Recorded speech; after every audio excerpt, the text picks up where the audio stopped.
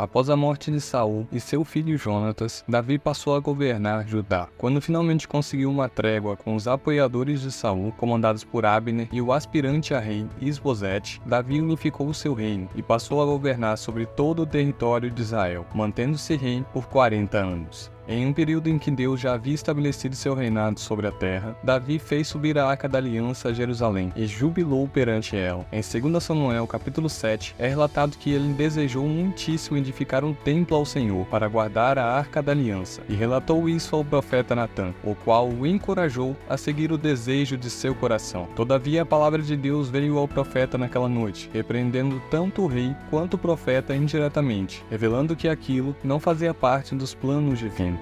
Mais adiante, é relatado que Davi se conformou com as palavras do Senhor e voltou a sua atenção a outros propósitos, embora nunca tenha deixado de lado o desejo de construir uma habitação para a arca. Davi guerreou contra outras nações, subjugou os moabitas, os sírios e os filisteus, até que se cansou e quase saiu mortalmente ferido de uma batalha. Neste meio tempo, uma das histórias mais difundidas de Davi, junto à batalha contra o gigante Golias, se desenrolou. O rei enviou Joabe à guerra contra os amonitas, com o objetivo de reconquistar a cidade de Ramá. Porém, ele mesmo ficou em sua capital, Jerusalém. Em uma tarde, Davi se levantou de seu leito e passou a passear pelo terraço da casa real. Ele observou e eis que uma mulher de bela aparência estava se banhando. Mais tarde, desejando saber mais sobre ela, descobriu por meio de seus servos que se tratava da mulher de Urias, um dos integrantes do grupo intitulado Os 30 Guerreiros Formidáveis de Davi. Não se sabe se Urias era próximo a Davi ao ponto de chamá-lo de amigo ou algo parecido, mas sabe-se que eles se conheciam de alguma forma, dado que Urias estava sob o comando de Davi desde quando este ainda era apenas um servo do rei Saul. Provavelmente, Urias foi um dos primeiros a se juntar a Davi durante sua fuga. Caso não tenham se conhecido na caverna de Adulão, conheceram-se em Ziglag ou Hebron, quando o filho de Jessé reunia um exército. Baseando-se na história, não é possível verificar a relação de ambos, mas é interessante notar que o rei não se importou com isso. Ele apenas enviou mensageiros à mulher e mandou que a trouxessem até ele. Ela poderia recusar, claro, correndo risco, mas não o fez. Tempos depois, ela informou que conceberia um filho. Não é retratada a reação de Davi, mas é notável que, em vez de se humilhar e reconhecer seu erro, buscou encobri-lo, o que não é incomum entre nós humanos. Fazemos algo e buscamos nos esconder das consequências. Sem pestanejar, enviou mensageiros a Joabe, ordenando o retorno imediato de Urias a Jerusalém. O retorno do marido de Batseba parecia ser uma escolha mais viável, pois assim sendo, o nascimento do filho poderia ser atribuído a ele. Porém, aqui temos um ponto a se tratar. Urias era um guerreiro leal, não somente ao rei, mas também à lei. Quando compareceu ao palácio, Davi o questionou sobre a guerra, sobre Joabe e o povo que o acompanhava, provavelmente como uma forma de trazer naturalidade ao encontro em comum. Depois disso, o despediu, mandando-o para casa. Porém, o guerreiro não desceu à sua casa. Em vez disso, deitou-se à porta do palácio, junto aos servos do rei. Aqui é possível vislumbrar um ponto de partida mais claro. Urias, devido à sua lealdade, não se achava digno de repousar em sua casa, enquanto seus irmãos de batalha mantinham-se lutando. E além disso, estava cumprindo a lei. No decorrer do texto bíblico, é perceptível que a lealdade do soldado colocava os planos de Davi em risco. Por 2 vezes o rei ordenou, mas aparentemente a fidelidade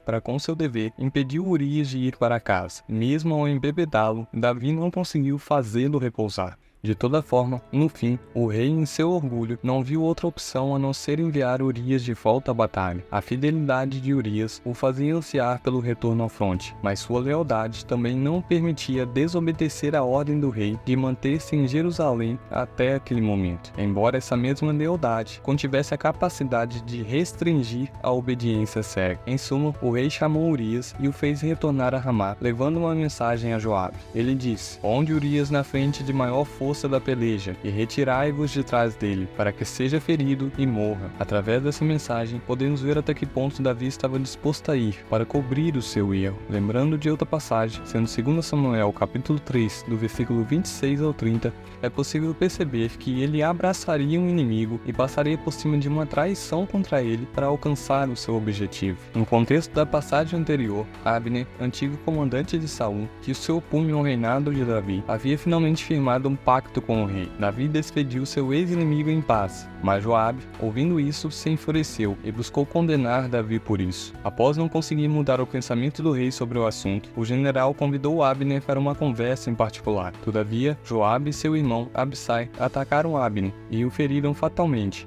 assim como o próprio havia feito antes com o irmão de ambos, por conta da insistência de Azael em persegui-lo, como é relatado em 2 Samuel capítulo 2, versículo 23. E Davi lamentou por essa traição, e amaldiçoou seu sobrinho e a sua casa pela desobediência. O mesmo Davi que julgou e amaldiçoou Joabe pelo que ele havia feito a Abner, considerado inocente durante o ato, agora ordenou a seu sobrinho que sacrificasse um inocente. Conforme o que o rei havia solicitado, Joabe o fez. Colocou Urias na dianteira das fileiras de Israel, e quando o inimigo revidou, recuou a maioria dos soldados, deixando Urias e seu grupo de guerreiros à própria sorte.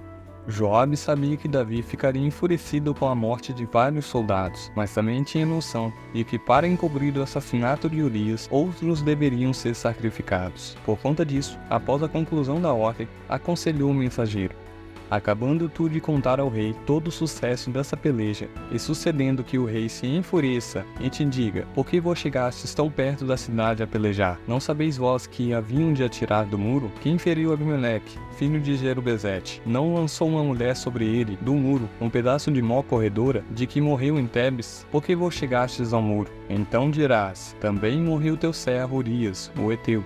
O mensageiro não seguiu à risca as ordens de Joabe, talvez por temer a cólera do rei. Mesmo assim, seu objetivo foi concluído, pois o rei tornou a enviar-lhe mensagem, não o repreendendo por perder tantos soldados ao se arriscar perto do muro, mas sim consolando-o, dizendo: não te pareça isso mal aos teus olhos, pois a espada tanto consome este quanto aquele.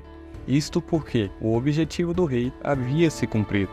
Davi usou seus inimigos, os amonitas, para desferir o golpe final em seu fiel soldado. Também usou a Joabe, seu sobrinho, que havia traído sua confiança ao matar Abner para possibilitar a morte do heteu. Desta forma, não demonstrou tristeza perante o que havia feito, assim como havia demonstrado quando Saul, Jonatas e até Abner haviam morrido. Então casou-se com Batseba. Porém Deus havia notado que o sangue inocente de Urias havia se derramado, e por isso enviou o profeta Natã para repreender a Davi. O profeta contou uma história ao rei, a fim de que ele a julgasse, dizendo: havia numa cidade 2 homens, um rico e outro pobre. Tinha o rico ovelhas e gado em grande número, mas o pobre não tinha coisa nenhuma, senão uma cordeirinha que comprara e criara, e que em sua casa crescera junto aos seus filhos. Comia de seu bocado e do seu copo bebia, dormia nos seus braços e a tinha como filha. Vindo um viajante ao homem rico, não quis este tomar das suas ovelhas e do seu gado para dar de comer ao viajante que viera a ele, mas tomou a cordeirinha do homem pobre e a preparou para o homem que lhe vinha chegando. Davi ficou muito irado com o fato. Logo disse a Natã que o homem rico deveria morrer pelo que tinha feito, e ainda restituir 4 vezes mais o homem pobre por ter causado esse mal e não se compadecer.